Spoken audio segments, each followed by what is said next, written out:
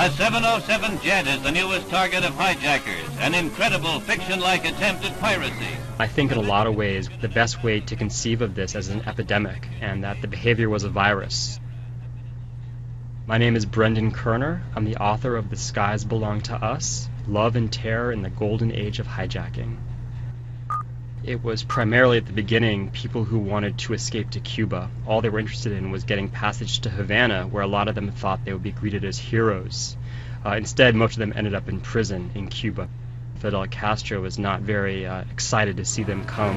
Back in Miami after their unexpected side trip from Houston to Havana are crew and passengers of the fourth hijack incident involving a U.S. airliner.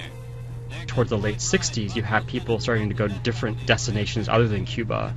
Italy, the Bahamas, Algeria, and finally you had people asking for money at the very tail end of the epidemic.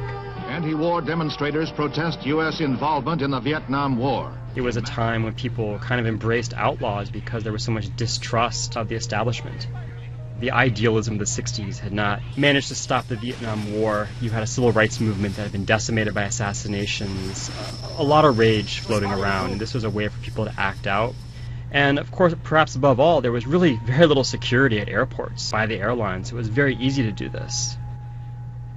Roger Holder was a Vietnam veteran. Upon his return to the United States, had gone AWOL. He encounters this 20-year-old woman, Kathy Kirko, who was working in a massage parlor. And the two of them concoct this rather daft plan to hijack a plane, exchange the passengers for the imprisoned black radical Angela Davis, and get a large amount of ransom money.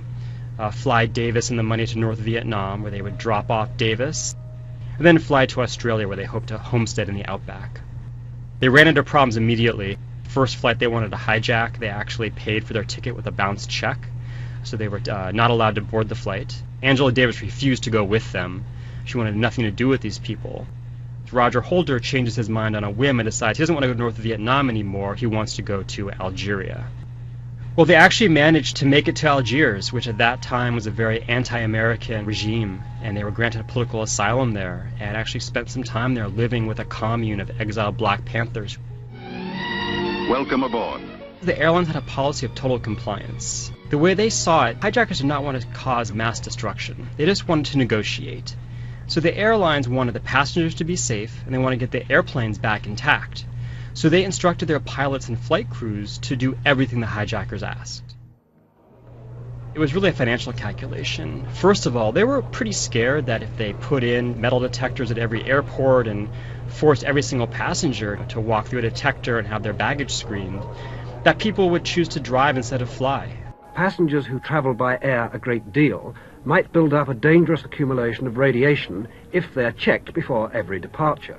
Second of all, they kind of ran the math, and they said, well, this will cost us untold millions to buy all the security equipment and hire the personnel to operate it. We can either pay that, or we can pay the relatively insignificant sum associated with getting our planes hijacked 20 to 40 times a year.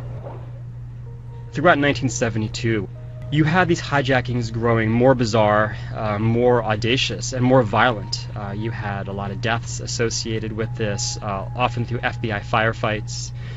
And then in November 1972, you had an incident with a Southern Airways flight in Alabama where 3 hijackers threatened to crash the plane into a nuclear reactor in Tennessee unless they were given $10 million. And that was really the tipping point, at which point the airlines realized that the liabilities and risks associated with this were too severe to ignore.